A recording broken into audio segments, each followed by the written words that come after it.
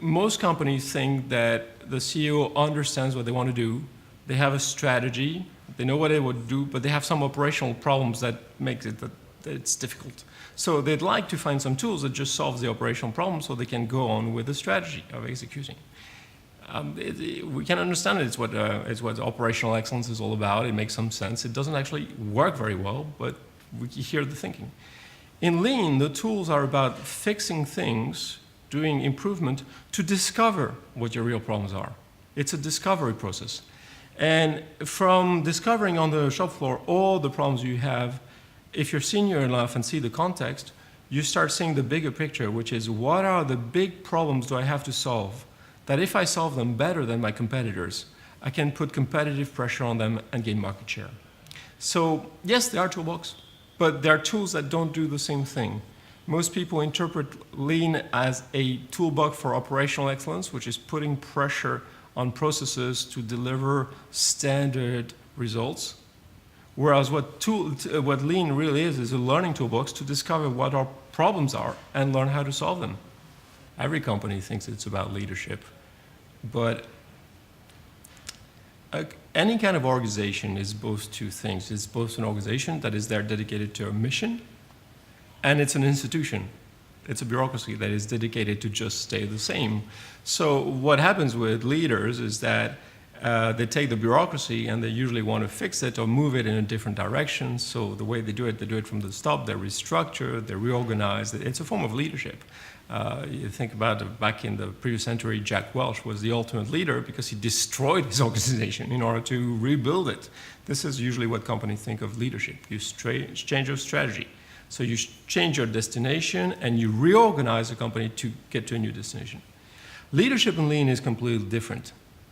You do not change, you do not impose your story from the top.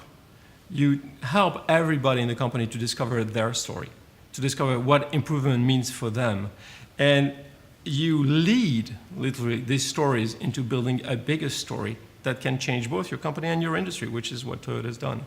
So in both cases, we have leadership. It's just not the same kind of leadership.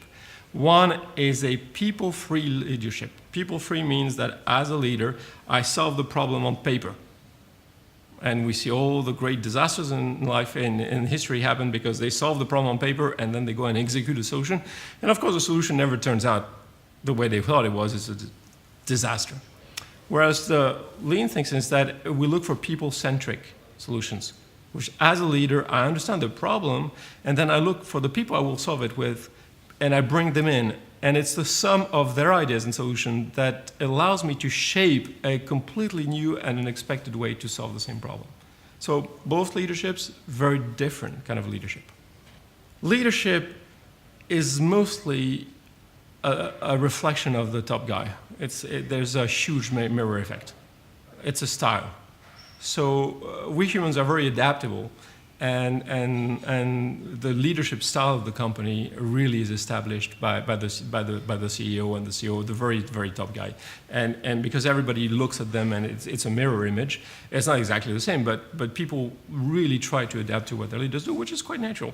So when you have a CEO that is into lean leadership, usually most of the company starts getting it. The people who don't like it actually simply change jobs, leave. So the question is, how many lean CEOs have we got? I mean, more than anything else. Lean is by nature organic. Lean is about seeing yourself as a green tomato. Never right. It's all organic. So the only thing to do is, again, back to the same question, if the top guy, if the CEO gets that, it will become that. If the CEO thinks it's a toolbox, it will become a toolbox. I mean, companies are led by people, and these people have a huge impact on everybody else. So it's deeper than that. The CEOs I work with, usually I can see that the part of the company the CEO understands works well. The part of the company that the CEO doesn't understand, because they don't understand, for instance, logistics, some folks, doesn't work well. For one very simple reason. When there is a conflict, it always goes up to the top, and the guy doesn't understand what he's doing. So one day he says yes to one day he says yes to the other, and the conflict remains. Where he understands what he's doing, no problem. Everybody aligns on what he's doing. So what lean leadership is about is for the CEO to tackle the areas they don't naturally understand. and to broaden her understanding of the entire company.